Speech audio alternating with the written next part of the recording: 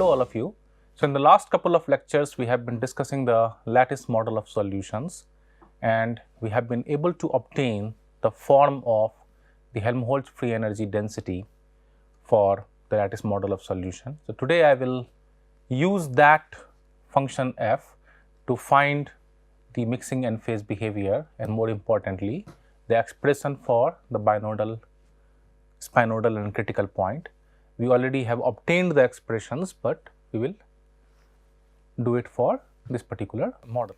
So where we have been so far is the Helmholtz free energy density of the lattice model of solution is given by f phi is equal to kBt by Vc phi ln phi plus 1 minus phi ln 1 minus phi minus chi phi square.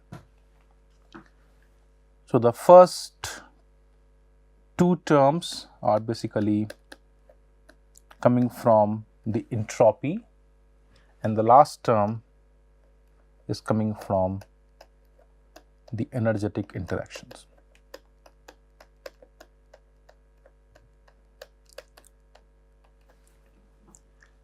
Now, what I will do here is I am going to replace this quantity with chi phi multiplied with 1 minus phi with a plus sign.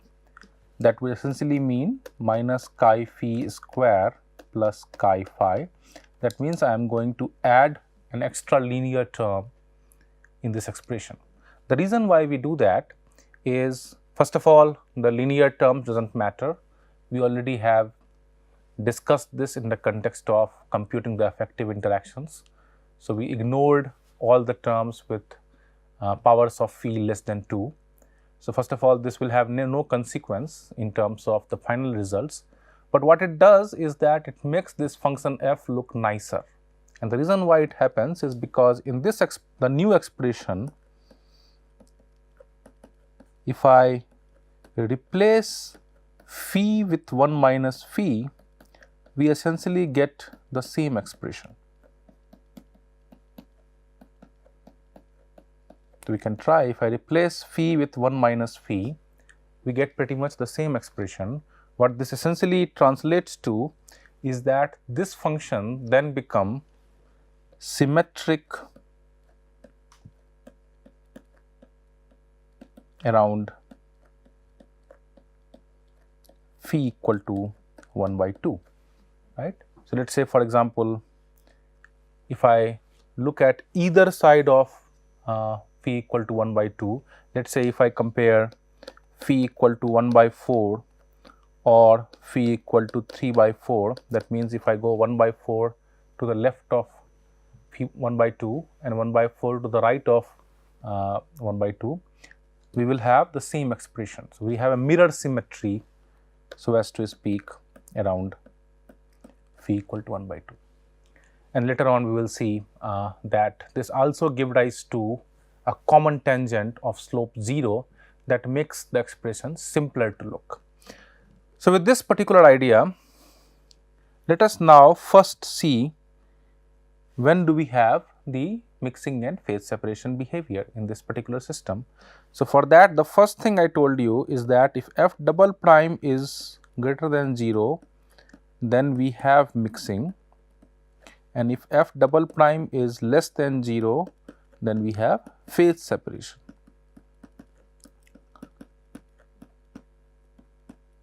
And that was discussed in the context of plot graphs which were like having a single maxima or minima.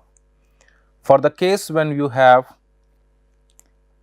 multiple of them, in that case we have discussed the idea of an spinodal. That was the point where f double prime is equal to 0. Between the spinodal, we have a regime that is unstable, in which f double prime is greater than 0, and then we have f double prime, so f double prime is less than 0 in this regime, f double prime is higher than 0 on this side and this side, and between these 2 points we have some sort of a meta-stable regime. Then we already have discussed this, right. So, ultimately if I want to establish these things, basically ultimately we have to find the derivatives of f, right. And later on we have also discussed that if I look in, for example, in terms of the temperature volume fraction phase diagram, I can define binodal curve, spinodal curve, and they will merge at the critical point, and the critical point is given as f triple prime is equal to 0, and of course spinodal is given as f double prime equal to 0, and binodal is given as f prime phi a is equal to f prime phi b is equal to f phi b minus f phi a by phi b minus phi a. So, the advantage of using a mirror symmetric expression is that this quantity become equal to 0, because the common tangent that we will draw, and we will see in the more details, is going to be along the horizontal line, and therefore, the slope is going to be 0, and that will make the expression simpler. So, let us go ahead and first try to find the derivatives of f of phi. So, we are starting with f of phi is equal to kBt by Vc phi ln phi plus 1 minus phi ln 1 minus phi plus chi phi 1 minus phi. So, the f prime of phi is going to be kBt by Vc with 1 plus ln phi, that is the derivative of phi ln phi, minus 1 minus ln of 1 minus phi, that is the derivative of the second term, plus chi multiplied with 1 minus 2 phi, that is for the last term. So, we have some cancellations here. Then we will have f double prime phi is equal to kBt by Vc, derivative of the first term, that is 1 by phi, second term, that is plus 1 by 1 minus phi, and the last term, that is minus 2 chi.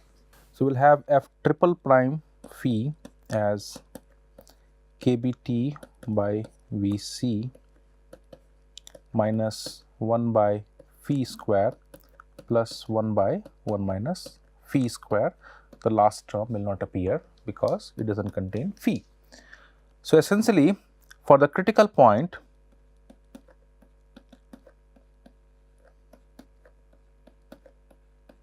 we are having minus 1 by phi square plus 1 by 1 minus phi square is equal to 0, that is 1 by phi square is equal to 1 minus phi square, and that will be true when phi is equal to 1 by 2, right. Now, we of course also need to find the chi value for that, right. So, keep in mind here that chi is inversely proportional to the temperature. So, the effect of the temperature is contained in the variable chi, right. Just like we had for temperature higher than critical point, we said that we will be in a single phase regime. The similar thing can also be applied for the chi variable, because chi is a function of temperature. So, we have to find the chi value for the critical point, and this we can find by first finding the spinodal expression. So, from spinodal, what we find is that 1 by phi plus 1 by 1 minus phi minus 2 chi is equal to 0, that is chi of spinodal is 1 by 2 of 1 by phi plus 1 by 1 minus phi. Now, since spinodal curve also passes through the critical point.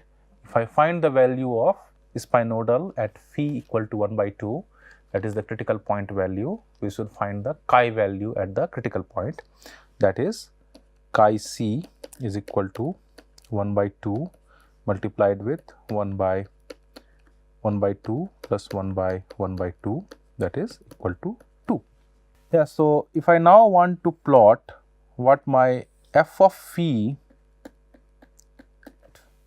look like as a function of the phi variable, although we do not know the form yet, the few things we know, there is a critical point around phi equal to 1 by 2 and for chi c value of 2. So, let us first look at what is the behavior we expect for chi higher than the chi c value and chi less than the chi c value. So, we have already found the f double prime is kbt by Vc multiplied with 1 by phi plus 1 by 1 minus phi minus 2 chi, and for chi equal to chi c, we know that the f double prime is equal to 0, right. So, I can basically write this expression as something like kbt by Vc multiplied with g minus 2 chi, where g is equal to 1 by phi plus 1 by 1 minus phi. Now, let us try to find the extremum of this g function. So, we can do g prime is equal to 0, and that gives me minus 1 by phi square plus 1 by 1 minus phi square is equal to 0, and this happens for phi value is equal to 1 by 2. Now, we can go ahead and find the second derivative to see whether it is going to be a maxima or a minima, and what we find is it is equal to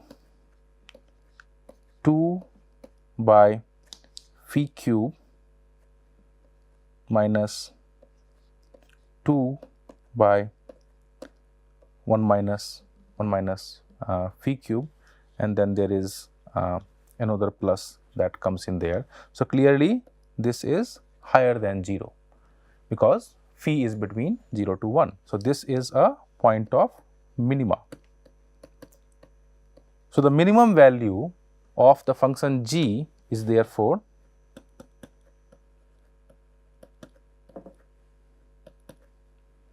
one by 2 plus 1 by 2, and that is equal to 4, right.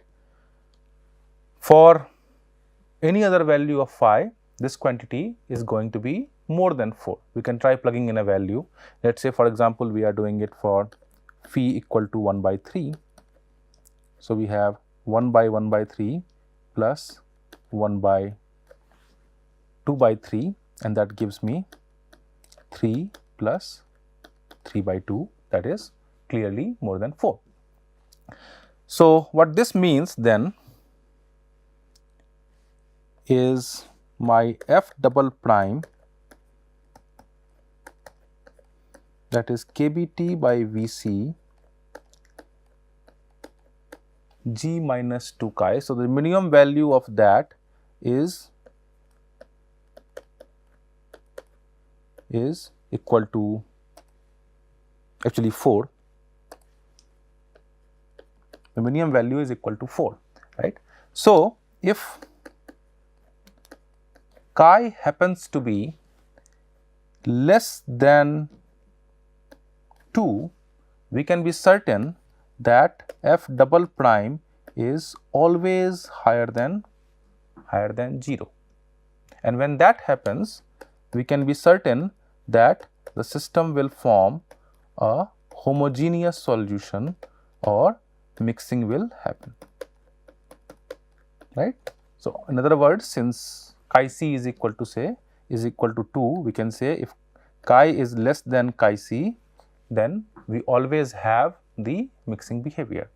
On the other hand, when chi is higher than 2 or when chi is higher than chi c, clearly we can have situations where f double prime happens to be negative, but that will not happen for all the values of phi, because for very small value of phi, the quantity g, that is 1 by phi plus 1 by 1 minus phi, has very high value. Let us say if I plug in phi equal to 0 there, we are going to have g equal to infinity, right.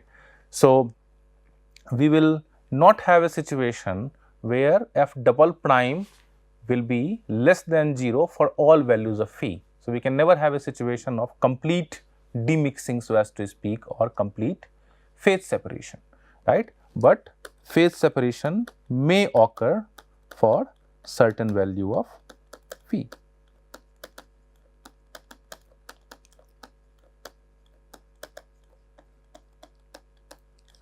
So, what this translates to is the following.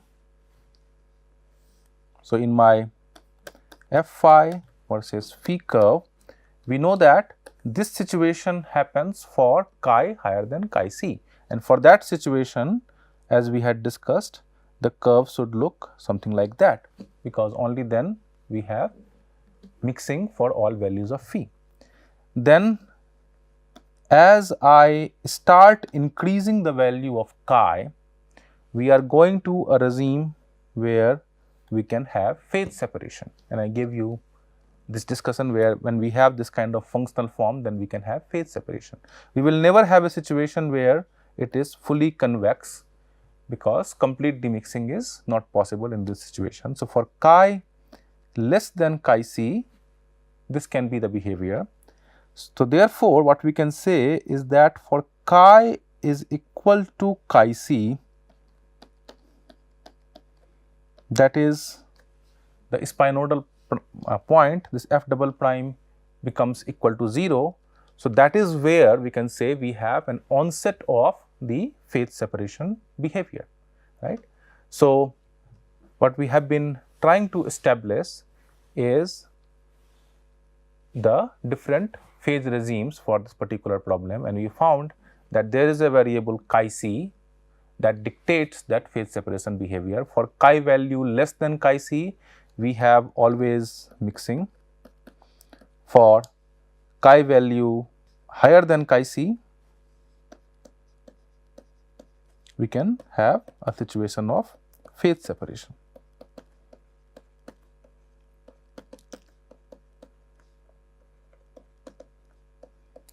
Now, the advantage of the mirror symmetry around phi equal to 1 by 2 is, first of all, I have drawn the curves all which were mirror symmetric already, but the advantage comes in when I try to draw a common tangent in the case of chi higher than chi c, and that common tangent will then have a slope of 0. So, the binodal line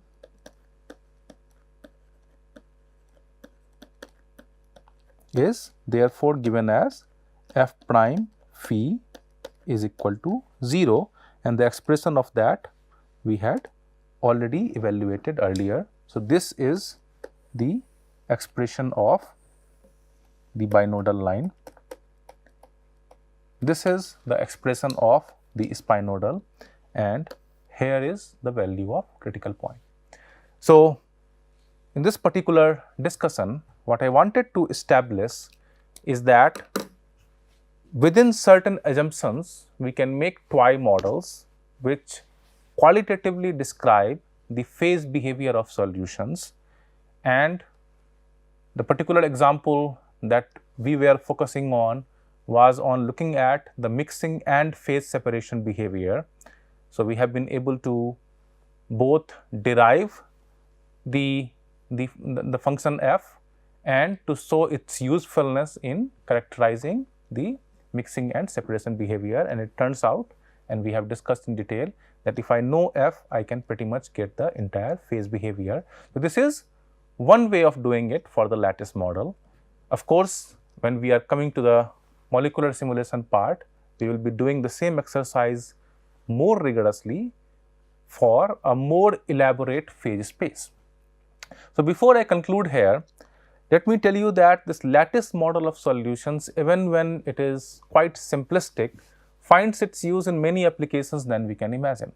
So, I have taken an example of a liquid solution where solute and the solvent molecules were of the same volume, but it also finds use in the study of polymers, where polymers are clearly much larger than the solvent molecules. So, in that case, what we assume for a polymer solution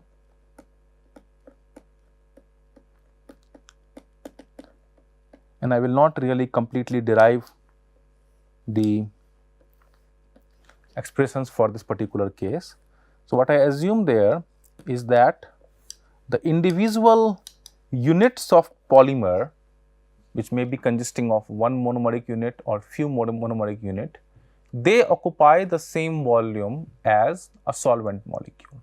So, in every cell, I will not place the entire polymer chain. Instead, I will place them in multiple cells connected together. So, this entire thing that I am drawing right here represents a polymer chain, and one of these is a segment of the polymer chain that may be a monomer or a set of monomers. Again, this is a toy model, but it happens to have too much applicability in polymer physics, and the reason being that you may imagine that the simulation of polymeric systems is even more complicated than the simulation of simpler systems where the solute and solvent molecules are of the same size, because the polymer chain itself can take many possible configuration. So, until so far when we are doing the liquid solution, we did not worry about the configurations of the molecules themselves. We worried about the configuration of all the molecules together. So, their relative positions with respect to each other. But in the polymer case, the configuration of the polymer chain itself or the structure of the polymer chain itself adds a huge burden to the phase space, and therefore, it is even more complicated to simulate, and therefore, in the polymer solution literature, it is very common to use lattice models both theoretically and in simulations to simulate that. More importantly, this idea of lattice simulation has also picked pace in the study of biological systems. For example, phenomena such as self-replication can be described within a lattice model kind of a framework. If we think about it, we are looking at a biological problem that is in some sense even more complicated, and the toy model that we are building is therefore even more simpler, but nonetheless those kind of lattice models happens to have great utility in extracting the physical behavior, the qualitative behavior regarding those systems. So, with that I wanted to conclude the discussion today. Thank you.